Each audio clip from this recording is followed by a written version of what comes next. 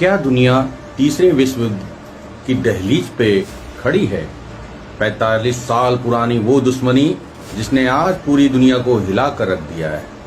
Iran और Israel की जंग आपकी जेब तो खाली नहीं करने वाली है। ईरान के सर्वोच्च नेता खामनेई की मौत अब क्या करेगा अमेरिका? अमेरिका, इजराइल और ईरान के बीच यह पुरानी रंजिश कोई 1-2 साल की बात नहीं है दोस्तों, बल्कि इसकी जड़ें 1971 की ईरानी क्रांति में छिपी हैं। 1979 से पहले ईरान में रजा शाह पहलवी का शासन था, जो अमेरिका और इजराइल के सबसे करीबी दोस्त थे। क्रांति के बाद आयतुल्लाह खामनेई के नेतृत्व में जब इस्लामी सरकार बनी तो उन्होंने अमेरिका को बड़ा शैतान और इजराइल को छोटा शैतान घोषित कर दिया। खामनेई की विचारधारा के अनुसार इजराइल एक नाजायज देश है जो फिलिस्तीन जमीन पर कब्जा करके बनाया गया। ईरान इसे जॉइनर्स रेजिम कहता है और मानता है कि मुस्लिम देशों के बीच में इजराइल का होना पश्चिमी शक्तियों, विशेषकर अमेरिका का एक षड्यंत्र है। ईरान खुद को मुस्लिम दुनिया का रक्षक और नेता मानता है।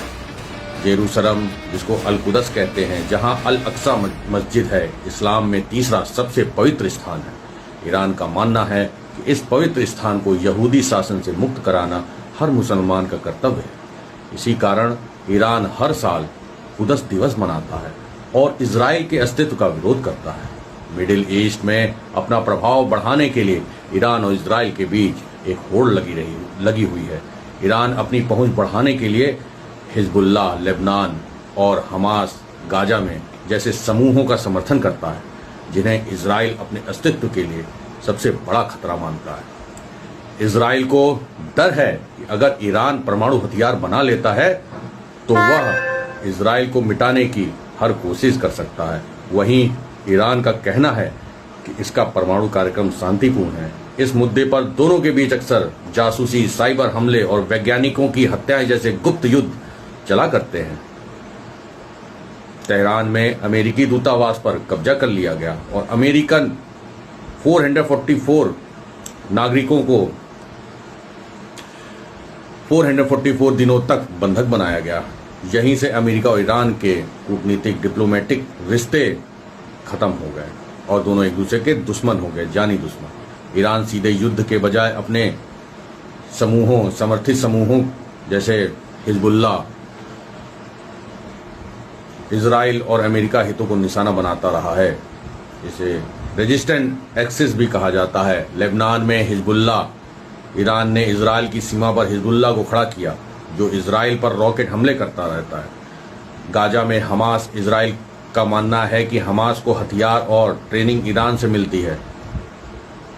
और यमन की बात करें, हूती, ये विद्रोही लाल सागर में अमेरिकी और इजराइल जहाजों पर हमला करते रहते हैं। ईरान के नेताओं ने कई बार सार्वजनिक मंचों पर इजराइल को नक्शे से मिटाने की बात कही है। इजराइल का मानना है कि अगर ईरान के पास परमाणु बम आ गया तो वह उसका इस्तेमाल इजराइल के खिलाफ करेगा।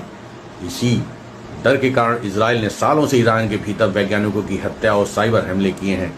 अमेरिका खाड़ी देशों जैसे सऊदी अरब और यूएई का सहयोगी है, जो ईरान के कट्टर प्रतिद्वंदी हैं, कॉम्पिटिटर हैं, क्योंकि तेल उनके पास भी है, उनके पास भी तेल के भंडार है।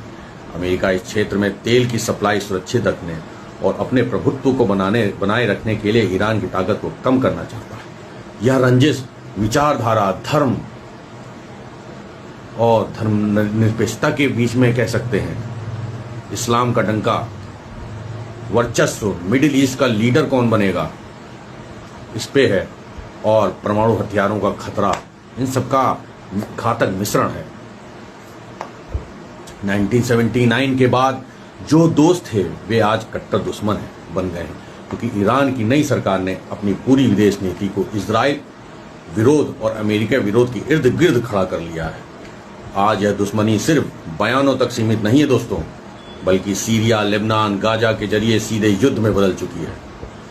अब ये देखते हैं कि ये युद्ध कब तक चलता है और पूरा विश्व इससे पीड़ित हो गया है। इंडिया में भी गैस की किल्लत, पेट्रोल की किल्लत, अब देखते हैं कि पेट्रोल के दाम कितने बढ़ते हैं।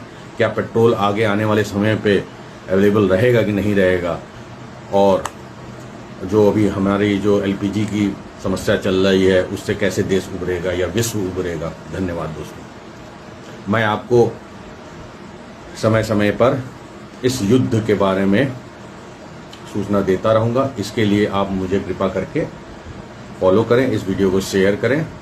धन्यवाद, अपना प्यार देते हैं।